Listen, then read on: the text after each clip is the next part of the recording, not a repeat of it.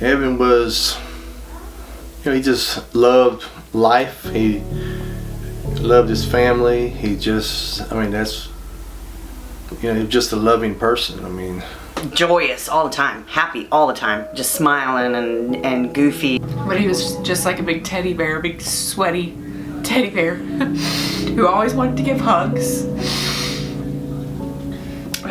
He just loved his family and friends. Evan was always just naturally good at what he did. He was loud. He was obnoxious. He was so stubborn. But he just loved life. He just had such a positive attitude. And, and just always smiling and always happy, and just, it was just energy about him.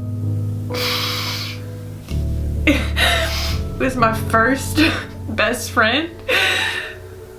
And I miss his hugs, and I just miss him. I just can't even describe what a void it's left.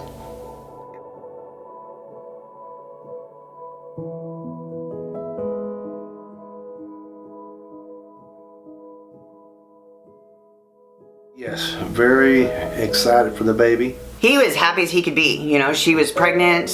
He was excited to be a dad. He was becoming more responsible. He was just really ready to step it up and be that man and that father and that provider. We were really excited to see what the future held for him.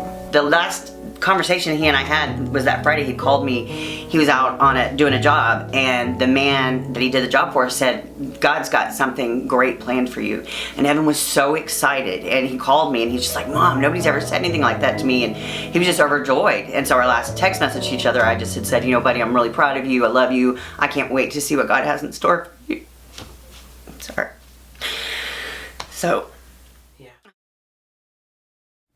It was Saturday, May 18th, and I woke up to some missed calls from him, and he had just asked what I was doing, and then he asked, can you come get me or whatever. I'm at Cracker Barrel. Tori left me. I said, yeah, of course. I pick him up. He tells me about the fight that they just had, and he tells me, just bring me back to her house. We're not going to end like this. We ride home from Salford to Westlake. I bring him to her house, and as we pull up, no one's there. So he says, well, bring me to get some cigarettes. So I bring him to the gas station right around the corner. We get back in the car, we go back to her house. But Tori had already reached out to Uncle Daniel and said that he was there and he wouldn't let her get inside to pack a bag to leave. Which she wasn't there. Like I said, I pulled up. She was never there the whole time that I was there. So I finally drop him off. I leave, I go to birthday party for my cousins. Everybody shows up. I hear from Evan. It's maybe 3:30, and he says, Tori's come back. We're better now. We're probably going to be over there in a little bit. And I said, okay, call me if you need anything. And he said, okay, I love you, bye. And that was it.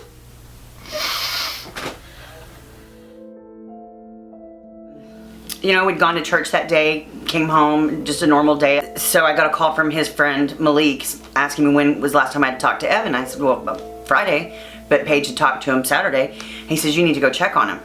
And I drive over there, and the girlfriend's there, and she's sitting out on the front porch. And I said, what's going on, And she said, he's drunk and he won't wake up.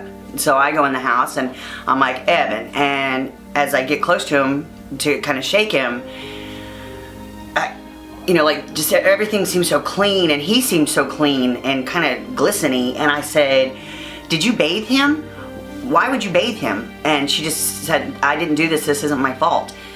And I'm like, did he work today? Why is his face black? I'm thinking in my head that she bathed him but didn't wash his face. And then it just slowly sinks in that his face is black because he's been gone that long. And I just screamed and cried, and I remember sitting in the front yard, and it was raining, and I'm praying to God. All I could think was Lazarus, so I prayed for God to please take him back. I was awakened by Lila coming in and said, Dad, Mom needs you to go to Tori's now. I see the ambulance lights and the police officer walked up to me, and I said, "I'm Evan's dad." And then he said, "Sir, I'm sorry to inform you, but your son has been found deceased."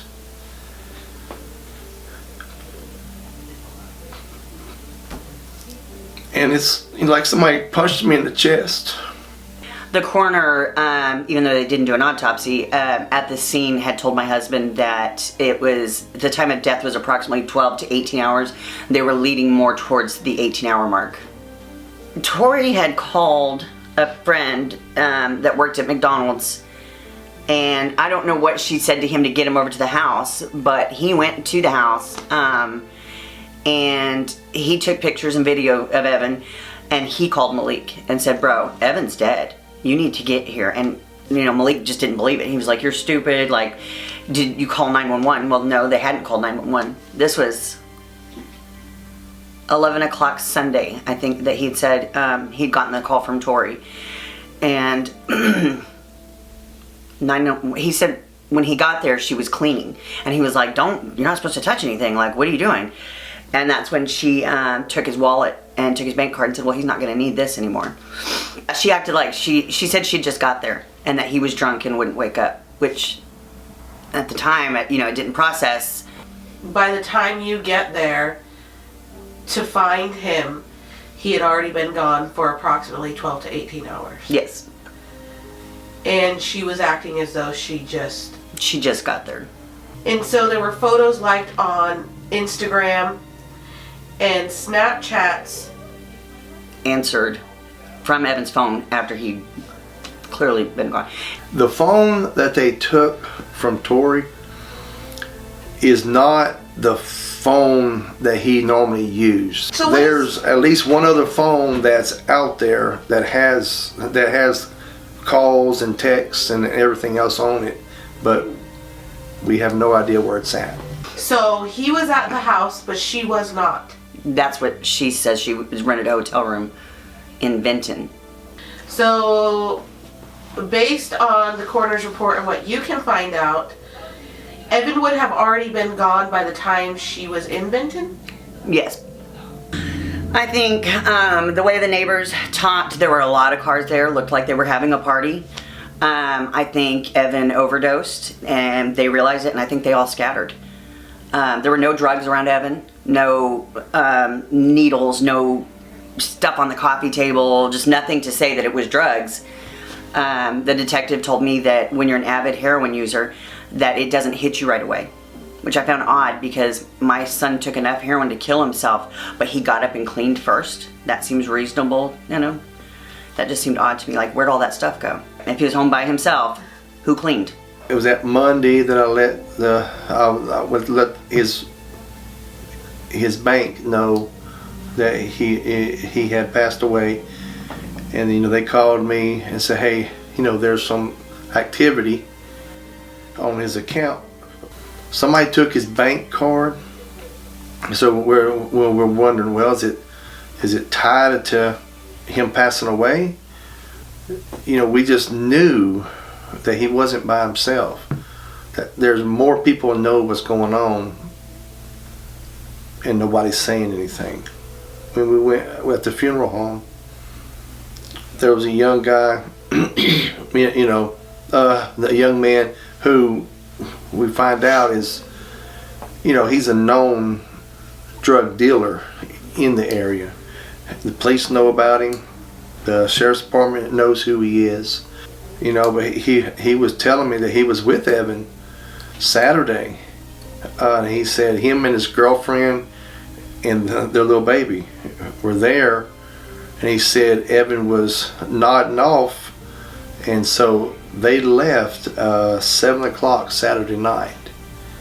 And 911 wasn't called till 2:45, 3 o'clock Sunday. Tori had called Kyle and said, "Hey, what's going on with Evan? He's foaming at the mouth." And then this is a story they're telling me. And Kyle says, "Well, is he still breathing?" And Tori said, "Yes." and then they hung the phone up. A little while later, she calls back and says, he's not breathing. Yeah. And I asked him, I said, will you go talk to the detectives? And he goes, yeah, I'll talk to anybody. I mean, he decided not to go. He didn't talk to the detectives. And after several meetings, I asked, did you interview Kyle? They said no. I said, well, why not? They said, well, he hasn't come into the station yet. He could be the last person to see my son alive. So he could have some important information about what was there, somebody else there. What exactly was going on when he was there.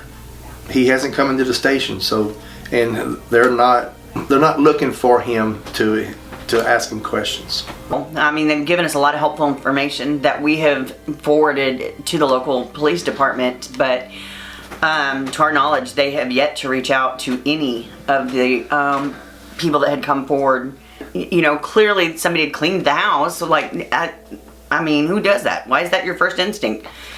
There's just so much wrong here that, it's blatantly obvious. I just want people to realize Evan was not a junkie. We don't want that legacy for him. Say, hey, he was a junkie. No, he wasn't. We want facts, truth about Evan.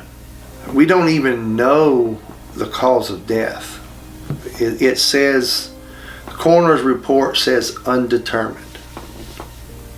The coroner's report also says Evan Araby probably died of acute substance use.